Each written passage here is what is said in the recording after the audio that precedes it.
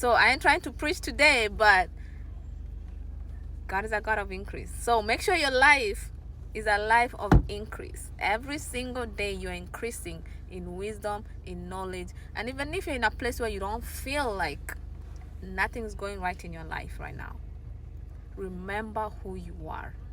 Remember who you are. One thing the enemy does is try and steal your identity, right? Through past experiences, through past mistakes, through what people have said. Do not tie your identity to nobody. Nobody gave you life, so nobody has the power to take life away from you or take what God has deposited inside of you. Stay blessed.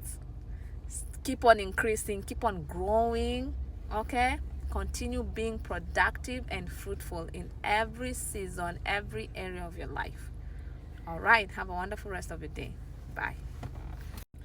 One more thing, God cares about the next generation, right? He cares about passing down wealth, passing down wisdom, increasing the next generation. You know, the Bible talks about a wise man leaves an inheritance for his children. The inheritance is just not about money. It's about strategies, it's about systems, it's about ways to increase and keep growing for the next generation, right? I mean, like when you look at the story of Abraham, God told him he will be a father of many nations. He will have many descendants because God looks far. He looks beyond us. He looks up at the generation next after next after next, right? And that's why God gave Abraham Isaac, and Isaac had Jacob, and Jacob became Israel, and you know, the continue of the generation.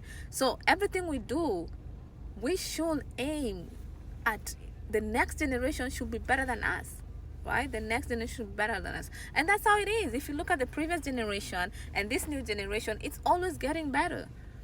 It's always getting better. So passing down wealth, passing down knowledge, passing down systems and ways to strategize and to increase our next generation, that is God's plan. That is God's will and plan. So God's plan is just not for you as an individual. It's for you, your family, your children's children, the generation after you. And guess what? The enemy's plan is just not to destroy you, but to destroy your next generation. That's why there's so much broken homes. That's why the enemy is fighting homes. The enemy is fighting people's money. The enemy is attacking people's works. It's attacking their mindset because it knows when you get it right, when you're in the right mindset, when you're building wealth, I mean, you're changing the story for the next generation. But when you're not thinking generationally, guess what? First of all, we're being selfish. Second of all, we're not being good stewards. Third of all, the enemy wants to break children when they're young.